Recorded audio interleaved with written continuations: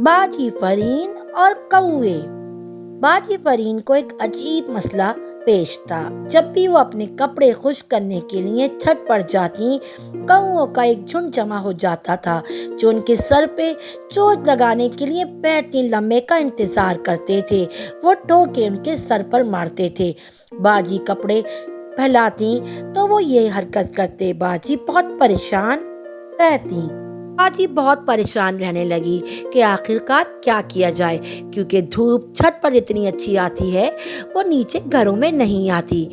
उन्होंने सोचा कि मैं कोई ऐसा हल निकालती हूँ जिससे कौवे मुझे मारे नहीं, मुझे तंग ना करें। उन्होंने कौवों को बहुत प्यार से समझाया, लेकिन कौवे नहीं माने। उन्होंने फिर एक प्लास्टिक की गन बनाई और उन्होंने कौवों को डराने के लिए प्लास्टिक की गन से निशाना लगाना शुरू कर दिया।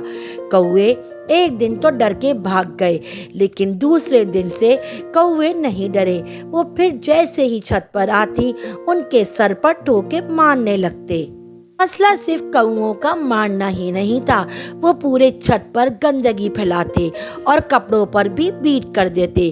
कपड़े अक्सर गंदे उनको मिलते, इसकी वजह से उनको बहुत गुस्सा आता, लेकिन कौवे उनकी कहाँ सुनते थे। वो जब भी आती उनको मारते। उन्होंने बहुत सोचा, उन्होंने एक हल तैयार किया।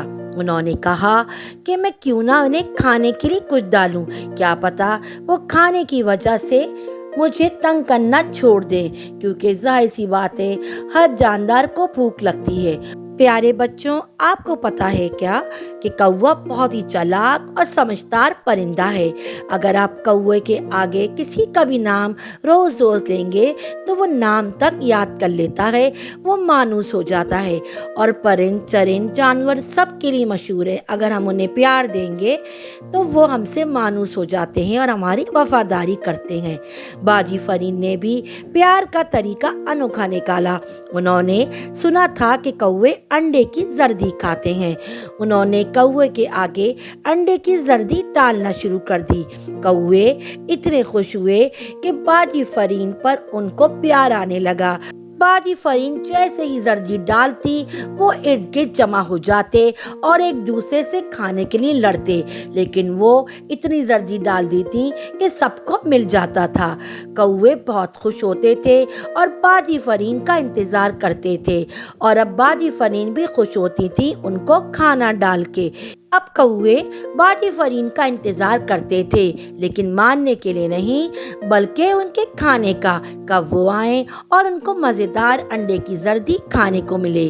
और कभी कभार तो कौवे उनको आवाज भी लगाते थे, बाजी फरहीन, बाजी फरहीन। बाजी फरीन का वो इंतजार करते और नाम भी लगाते। और बाजी फरीन अब कपड़े फैलाने के साथ साथ कौवों की भी जिम्मेदारी उनकी डल गई थी उन पर, और वो उनको खाना डालती। कौवे भी खुश रहते और बाजी फरीन भी खुश रहती, क्योंकि उनका मसला जो हल हो गया था और इनको एक मज़ेदार सी किस्म की एक्टिविटी मिल गई थी। अल्लाह ताला को भी ये बात बहुत पसंद है। अगर हम जानवरों और चरिंद परिंद का ख्याल रखेंगे, ऐसे कामों से अल्लाह ताला खुश होते हैं, घर में बरकत होती हैं और अल्लाह हम पर रहमतें नाजिल फरमाता है। और प्यारे बच्चों, हर कोई प्यार की ज़बान समझता है, चाहे वो जानवर ही क्यों ना हो।